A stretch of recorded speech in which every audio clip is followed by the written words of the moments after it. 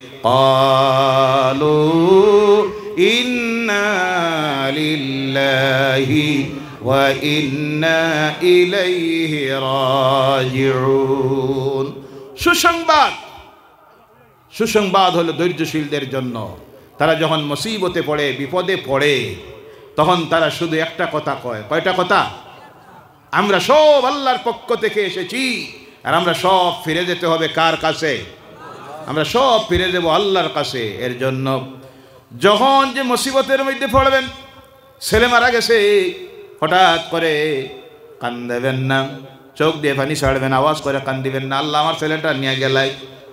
যখন যে মুসিবতের মধ্যে পড়বেন, তখন শুধু পড়বেন ইন্না লিল্লাহি ওয়া ইন্না ইলাইহি রাজিউন। আমরা তো মনে মনে ভাবি এটা কেউ শুধু মারা গেলে, মারা গেলে শুধু পড়া লাগে। আমরা ভাবি থানায় ওই যে লাইটের নিচে বসে আছেন, এখন লাইট নিভে গেল, কি পড়বেন? ইন্না লিল্লাহি ওয়া ইন্না ইলাইহি রাজিউন। রাস্তা দিয়ে হাঁটতেছেন, হঠাৎ ফাটা স্লিপ করেছে, কি পড়বেন? এটা তো মুসিবত। ইন্না লিল্লাহি ওয়া ইন্না ইলাইহি রাজিউন। মুসিবতে পড়ে আল্লাহর কোন বান্দা যখন এই দুয়াটা পড়ে, আল্লাহ রাসূল বলছেন সঙ্গে সঙ্গে আল্লাহ পাক তার মুসিবতটাকে দূর করে দেয়। বহন করার ক্ষমতা আল্লাহ তখন তারে দিয়ে দেয়। সুবহানাল্লাহ বলেন। এর জন্য আমার ভাইয়েরা, দুইটা কাজ আমাদের করতে হবে। এই দুইটা আয়াতের সংক্ষিপ্ত আলোচনার থেকে আমরা শিখলাম আল্লাহ আমাদের পরীক্ষা নেবেন। আজকে আমাদের পরীক্ষা চলতেছে। বিশ্ব মুসলমান, বিশেষ করে ভারতের মুসলমানের ইমানের পরীক্ষা চলতেছে। কিসের পরীক্ষা? ইমানের পরীক্ষা চলতেছে। এই সময় যদি ধৈর্য ধারণ করতে পারি, সুসংবাদ আল্লাহ আমাদেরকে দিতেছেন। বলেন সুবহানাল্লাহ। আর এই সময় আমরা সাহায্য চাইব কার? আরো জোরে বলেন কার? কয়টা কাজ করে? দুইটা। কয়টা?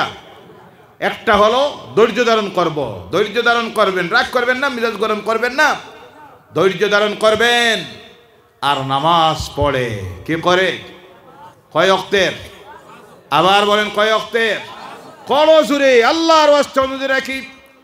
ও আমার ভাইয়েরা মুসলমানেরা, 5 ওয়াক্তের নামাজি হয়ে যান, 5 ওয়াক্তের নামাজি হয়ে যান, মুত্তাকি হয়ে যান। আল্লাহর নাফরমানির কাজগুলি ছেড়ে দেন, মদ ছেড়ে দেন, সুদ ছেড়ে দেন, ঘুষ ছেড়ে দেন, মিথ্যা ছেড়ে দেন, পরনিন্দা ছেড়ে দেন, আইল ঠেলাঠেলি ছেড়ে দেন, ওজনে কম দেওয়া ছেড়ে দেন, খাদ্যে ভেজাল দেওয়া ছেড়ে দেন, পরনিন্দা সুবল সব ছেড়ে দিয়া আল্লাহর নির্দেশ অনুযায়ী এই দুনিয়ার জীবনটা পরিচালিত করুন। আর এই যে সব মুসিবত আসতেছে, ওই মুসিবতে ধৈর্য ধারণ করে 5 ওয়াক্তের নামাজ পড়ে, সম্ভব হয় তাহাজ্জুদের নামাজ পড়ে আমরা যেন জামাতে আল্লাহর কাছে দোয়া করি। কার কাছে? মনোবল হারাবেন না, ভীত হবেন না, নিরাশ হবেন না। আমার আল্লাহ এর জন্য বলছেন ওয়ালা তাহিনু ওয়ালা তাহজানু ওয়া আনতুমুল আ'লাউনা ইন কুনতুম মুমিনিন। জোরে বলো আল্লাহু আকবার। নিরাশ হইও না, ভয়ের মধ্যে পড়িও না, মনের মধ্যে ভয় আনিও না, নিরাশ হইও না। উহুদের ময়দান থেকে যখন আল্লাহ রাসূলের সাহাবীরা আক্রান্ত হলেন, 70 জন বিশিষ্ট সাহাবী শহীদ হয়ে গেলেন। সাহাবায়ে কেরামের মনের মধ্যে একটু মনোবল দুর্বল হয়ে গেল। এইভাবে যদি আমরা মরতে থাকি তাহলে তো ইসলাম শেষ হয়ে যাবে। আল্লাহ আয়াত নাযিল করে দিলেন, নিরাশ হইও না, মনোবল হারাইও না, মনের মধ্যে ভয় আনিও না, বিজয় তোমাদেরই আসবে। ইন কুনতুম মুমিনিন, তোমরা যদি মুমিন হয়ে যাইতে পারো। বলো সুবহানাল্লাহ। এই সময় আমাদের জন্য কর্তব্য হলো আমরা মুমিন হব। মুমিন হইতে হইলে নামাজ পড়া লাগবনি না? না। কয়ক? আবার বলেন কয়ক? 5টা ওয়াক্তের নামাজ যদি আমরা হয়ে যাইতে পারি, আল্লাহর নাফরমানির সকল প্রকারের কাজ ছেড়ে দিয়া অন্তরে যদি আল্লাহর ভয় নিয়ে আসতে পারি, আল্লাহ বলছেন বিজয় তোমাদেরই আসবে। যে বিজয় এসেছিল বদরে। কোন জায়গায়? বদরে যে বিজয় এসেছিল সেই বিজয় আসবে। আর যদি খুব ভালোভাবে বুঝেন, এই সময়ে যদি এই কওম পাঁচ ওয়াক্তের নামাজের আমল যদি তৈরি না করে, আল্লাহর কুদরতের কদমে পড়ে যদি আল্লাহর কাছে সাহায্য না চায়, ধৈর্য ধারণ যদি না করে, ধৈর্যশীল যদি না হয়, মুত্তাকি পরহেজগার যদি হতে না পারেন, আল্লাহ আপনার আমাদের অবস্থার পরিবর্তন করবে, আল্লাহর সাহায্য আসবে না। এর জন্য ভাইয়েরা আমার করজোড়ে অনুরোধ রাখি, সংক্ষিপ্তভাবে দুইটা আয়াতের উপর আলোচনা করেছি।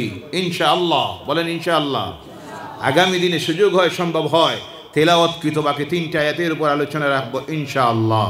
যেটুক আলোচনা করেছি আল্লাহ পাক আমাদের প্রত্যেককে, আমাকে আপনাদেরকে আমল করার জন্য তৌফিক দেয়। সকলে বলেন আল্লাহুম্মা আমিন।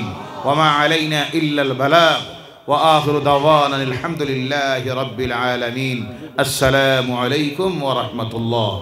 নারায়ে তাকবীর, নারায়ে তাকবীর, আল্লাহু আকবার, নারায়ে তাকবীর, আল্লাহু আকবার। হযরত মাওলানা বদরুল ইসলাম সাহেব জিন্দাবাদ, হযরত মাওলানা বদরুল ইসলাম সাহেব জিন্দাবাদ।